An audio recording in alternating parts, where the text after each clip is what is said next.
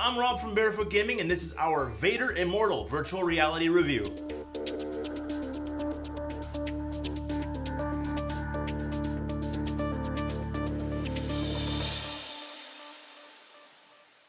I'm going to start by saying this will be a spoiler-free review. You will see the trailer, you'll see a little bit of gameplay. Aside from that, I'm going to be talking about what the game actually is, but I'm going to keep this spoiler-free. Next up, and this must be said, is this is an Oculus exclusive. So all the gameplay I have was recorded on an HTC Vive, but I mean, if you're going to be running it on something that isn't on an Oculus, like a Quest or a Rift, then you're going to have to be running Revive to make this work. As a caveat on that, I'm also going to say that on any set that we tried this on, aside from the Rift, you have to set the graphics quality to low. There's either low or high, that's it, and the game still looks really good. Spoiler alert, so don't let that scare you away. The concept is pretty simple. You are a smuggler. You get involved with the Imperials by accident, or you think by accident, and Vader gets involved. Now, the game, it's hard to describe it as a game. I describe it more as an experience. So the main storyline, and this is part one of the storyline, is around an hour long. Now, the reason I am not calling this just a game and more of an experience is because you don't have a lot of control as to what you do. You're not really exactly on a track, but you kind of are. It's kind of like stuff happens, you're there, and you can interact for a little bit. And then you go somewhere else, stuff happens, you're there, and you can interact for a little bit. So you'll go to a certain spot, and now you get to, use the ladder. And then you go to another spot, now you get to use like a lightsaber. And you'll go to another spot, and on it goes until the hour experience is over. Now the voice acting is good, the graphics look good. None of those are detractors. The game also has a Vader Dojo type mode where you can like go through a bunch of different waves and the game gets harder and harder while you have a lightsaber and you can go through unlocks.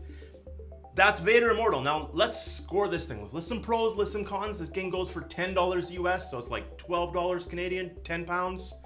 And pros, the game looks really good. I'm gonna say the story is fine. It's tough to, shoehorn in a story on the existing like iconic characters of Vader, but they do an alright job with that. The voice acting of your droid friend is very cool.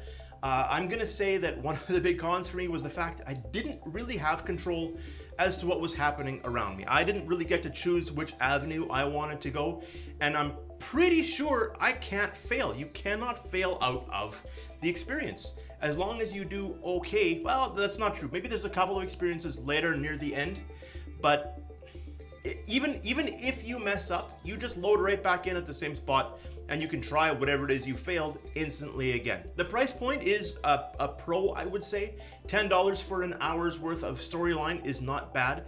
There's a lot to be said for experiencing. If you're any kind of Star Wars fan, there's a lot to be said for just being in the universe. Now, if you've played Trials of Tatooine or if you've played Droid Repair, you'll have a very good idea of the kind of mechanics that are involved in this. And if you haven't, they're both free. Feel free to download either or. They're just shorter versions of. Where this game surprised me is after I finished, I'm like, I don't really know how I'm gonna score this. It was okay. It was nothing exceptional, was my initial thought.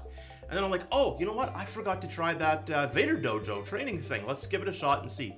I have to make sure I go through all of this, and I went in and I just had fun. I had fun. It's super simple.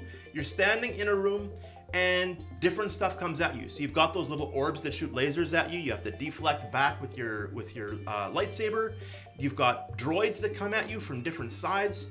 They'll generally only fight you one at a time and they'll make noise before it happens. But I found it quite fun because of the unlocks that you can do. So I'm like, okay, the story was all right. I thought it was okay. So I would be maybe sitting at like a 3.5 out of 5 for the story alone. But I only got to, I think, level 17 before I said, you know what, now it's time to review this game in the dojo. And I'm like, I'll go back, I'll play more. So I'm already getting like another hour's worth of gameplay there. And if I want to unlock different colored lightsabers and I want to unlock different colored, again, just for use in the dojo, but it was fun. Again, I'm playing in the Star Wars universe. That is worth a bunch. Based on the gameplay, based on everything that I have said, clearly you guys are gonna have to make up your mind whether this is gonna be a right fit for you, but I would give this thing a 4.25 out of 5. At $10, you're actually getting a fair amount of experience. And even if you really only think of the storyline as an experience and the gameplay as, you know, the part where you're in the dojo, 4.25 out of 5, that's what I'm scoring this. If you have any questions, leave them below. I will do my best to get back to you. Don't forget to subscribe, like, comment. I love hearing from you guys, and I will talk to you again real soon. See ya.